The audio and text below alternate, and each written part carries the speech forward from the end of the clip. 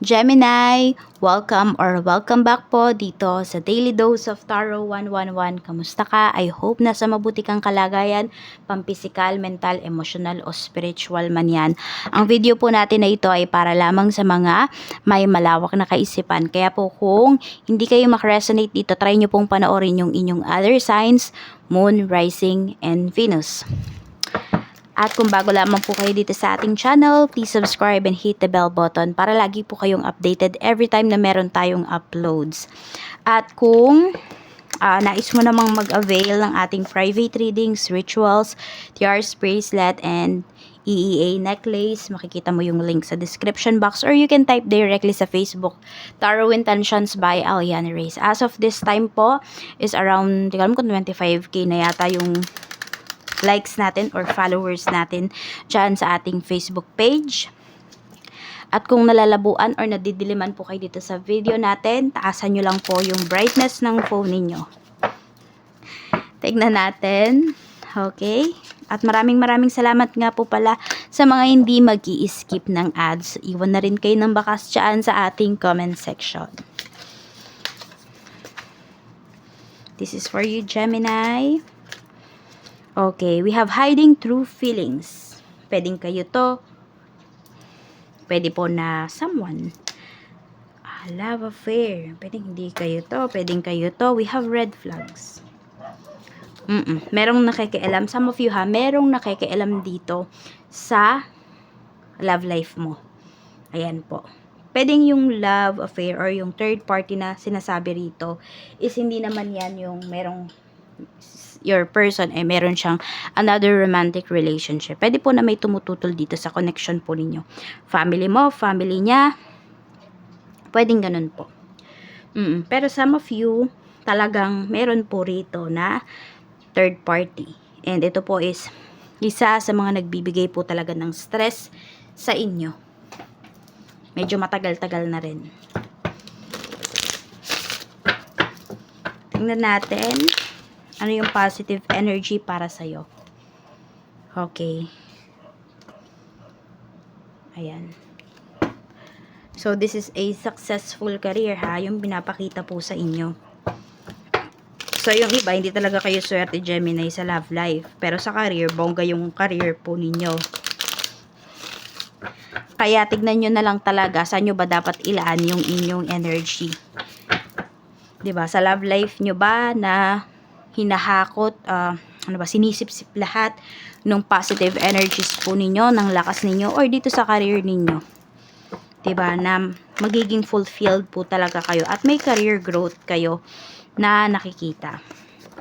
So, the choice is yours pa rin naman talaga. Check po natin, okay? Positive energies, ano pa? We have 8 of Wands. Okay, so meron dito nakakapag-travel. Ayan, so pwedeng in 2 weeks time, yung iba po sa inyo, may travel kayo. Dito man yan, local or international man po yan. We have 4 of Wands. Pero nakikita ko rin dito, nagmamadali na yung iba sa inyo na ipatapos yung bahay, kung nagpapagawa man po kayo ng bahay.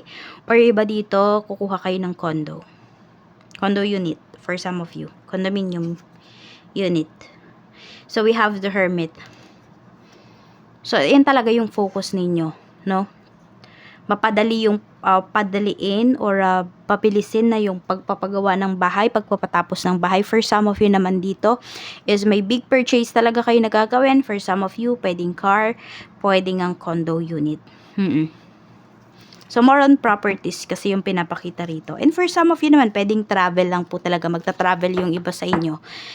Gusto nyo kasi na, alam mo yun, makabuild ng experience, mabuild yung self-confidence mo. Check naman natin yung negative energy. We have the World. We have 3 of Swords. Okay, so kung kayo po ay nasa LDR relationship daw, ayan, malaki po talaga yung chance na nagloloko.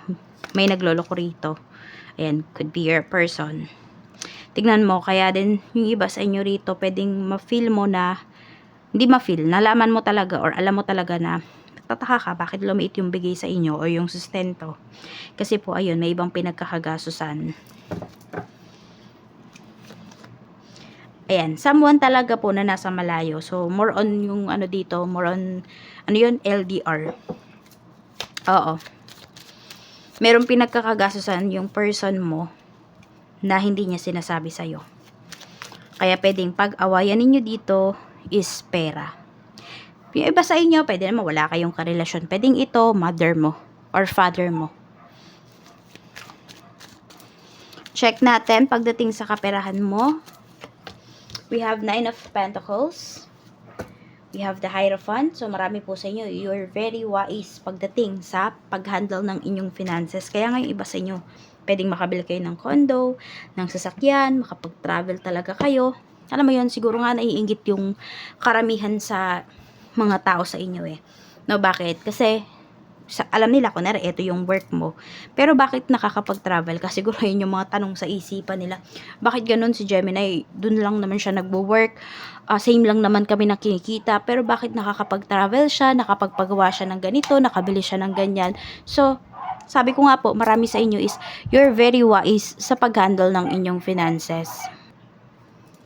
Okay. Tignan natin. So, medyo nag-stop lang tayo kasi ang ingay ng mga aso. So, maganda po yung kaperahan mo dito. And looks like marami din sa inyo rito. May investments kayo. Yan o. Pero hindi kayo may scam. Gemini. Ayan po. Basta masasabi mo talaga na stable yung life mo. 'Di ba? Stable yung kita mo. Kaya din siguro nababudget mo siya ng maayos kasi alam mo na kung ano yung kikitain mo for the whole month. Sa trabaho, we have Knight of Cups. May offer sa'yo rito. Page of Pentacles. Okay. Ace of Swords. It's like offer na bagong trabaho po ito. Or for some of you, nasa bagong work na talaga yung iba sa inyo. At maganda yung pinapakita rito. Nakita ko kasi is mabilis tataas yung position mo kung ikaw ay nasa bagong trabaho. 10 of Cups, magiging fulfilled ka talaga rito. Or some of you, pwedeng ngayon naman, no, fulfilled kayo sa current job po ninyo. And you don't need a new job or new career. Pero for some of you talaga, more on new career talaga ang pinapakita rito. Malaking pagbabago po sa career ninyo na sobrang magiging masaya po kayo. Sa business naman, kung may business kayo, 7 of Cups. So, marami din talaga kayong ma-unlock na opportunities pagdating dito sa inyong negosyo. We have the Moon. Yan. Wag lang kayong padalos-dalos ng mga desisyon pagdating po dito sa inyong negosyo. Yan. Oo. Paikutin nyo muna talaga yung inyong kinikita para mapalago yung negosyo ninyo. Parang sinasabi kasi rito ito, nabibigla kasi yung iba eh. Baka may nag-o-offer sa inyo rito, tapos maglalabas ka agad kayo ng pera, hindi mo pa naman napapag-aralan. So, parang nadala ka ba ng emosyon mo pagdating dito sa desisyon na ito. So, ingat-ingat po kayo. No, kasi ito, yung ilalabas mong pera is pwedeng galing talaga dito sa negosyo mo. Baka nga kumuha ka pa ng puhunan dito, which is hindi maganda kapag ganun yung gagawin mo. Oo. Either kasi, ngayon, nandyan yung eagerness mo pagdating dun sa, kunwari, bagong negosyo. Pero, ilang months lang pwedeng mawala po yung eagerness na yun. Baka bigla kang tamarin. Kasi, pwedeng hindi mo forte yung in-offer sa'yo na bagong negosyo. Or yung negosyo na i-build mo or uumpisahan mo. So, yun po. No? Tignan nyo rin po talaga kung kaya nyo ba, tatagal ba kayo. Check naman po natin ang blessings na paparating para sa'yo. Blessings naman po na paparating for Gemini. Blessings na paparating for Gemini. Okay, we have flower. Ayan, so pwedeng ito, no? I don't know kung pinagtatakpan pa rin ba ng person mo na meron siyang third party. Baka magbigay siya sa'yo ng flowers. Manuyo siya ngayong 2 weeks. We have ceremony. Meron man nagbabalak magpakasal dito. So, kung kayo po ay nagdadalawang isip na pag-isipan nyo talaga yan, no? Mas maging loyal daw kayo sa sarili ninyo. Yung meron dito, pwedeng magpapakasal. Huwag nyong panghinayangan yung pera na ginastos po ninyo. Oo. Panghinayangan ninyo yung makakasama ninyong tao sa buhay ninyo, 'di ba? The person you will spend your life with ay hindi pala totoo sa inyo. Kaya pag-isipan nyo po yan. Okay, may pera din talaga na paparating para sa inyo. Ayan po. So, parang, may magko-congratulate sa'yo dito eh. So, ayan po, parang masabi natin kung nag-take kayo ng exam, nakapasa po kayo. So, may isa-celebrate kayo rito.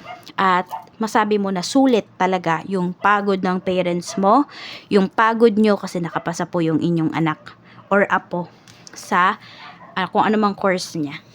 Or anumang exam na tinake niya. So, ayan lang po, Gemini. Maraming salamat and see you again on my next video.